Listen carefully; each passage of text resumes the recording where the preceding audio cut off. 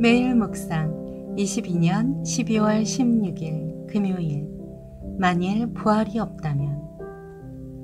고린도전서 15장 12절에서 19절 말씀. 그리스도가 죽은 사람들 가운데에서 살아나셨다고 전파되고 있는데 왜 여러분 가운데 어떤 이들은 죽은 사람의 부활이 없다고 합니까? 죽은 사람의 부활이 없다면 그리스도께서도 다시 살리심을 받지 못하셨을 것입니다. 만일 그리스도께서 살리심을 받지 못했다면 우리가 전파하는 것도 헛되고 또 여러분의 믿음도 헛되며 또 우리가 하나님의 거짓 증인으로 드러날 것입니다.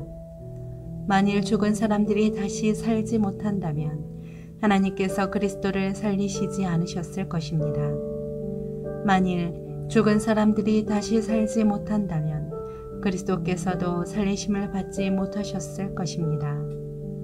만일 그리스도께서 살리심을 받지 못하셨다면 여러분의 믿음도 헛되고 여러분은 여전히 자신의 죄 가운데 있고 그리스도 안에서 잠든 사람들도 멸망했을 것입니다. 만일 우리가 그리스도 안에서 가진 소망이 이 세상의 생명뿐이면 모든 사람들 가운데 우리가 가장 불쌍한 사람들일 것입니다. 아멘. 묵상 길잡이. 부활하신 예수 그리스도를 믿음으로 바라보며 굳건한 부활 신앙으로 세상의 유혹을 이기게 합니다.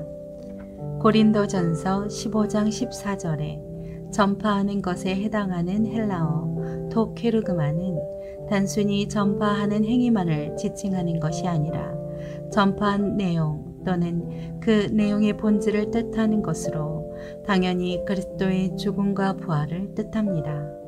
기독교 신앙의 핵심은 무엇보다도 객관적이고 역사적인 예수 그리스도의 부활 사건에 있습니다.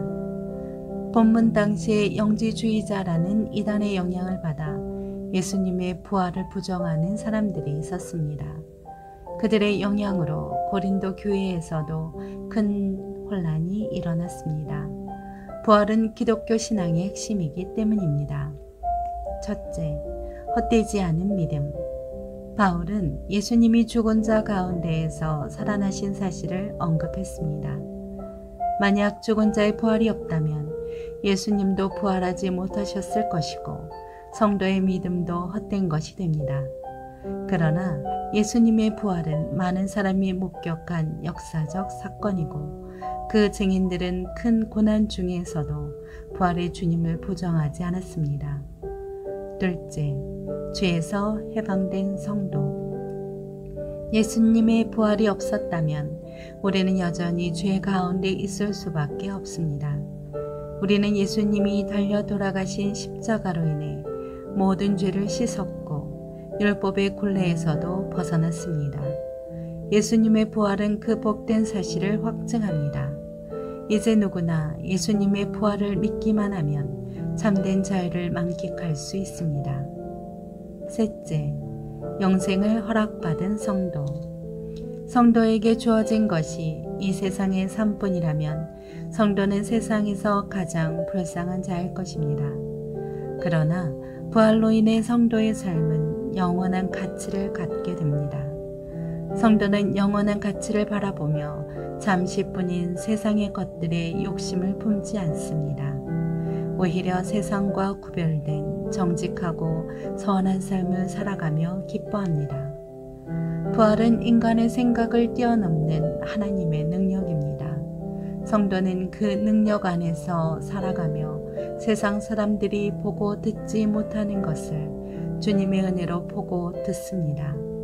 부활을 믿게 하신 주님으로 인해 성도는 세상에서 가장 행복한 존재입니다.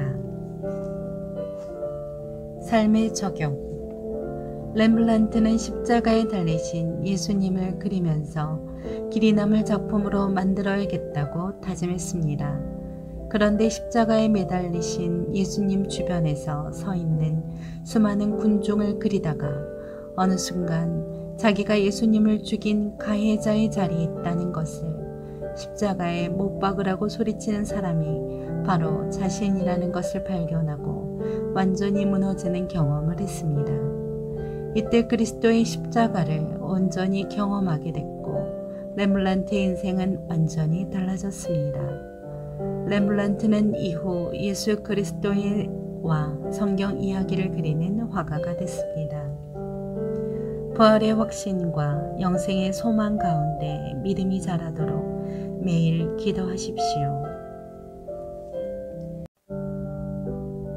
기도합니다. 주님, 세상은 알 수 없는 부활의 소망을 늘 기뻐하며 감사하게 하옵소서. 예수님의 이름으로 기도합니다. 아멘.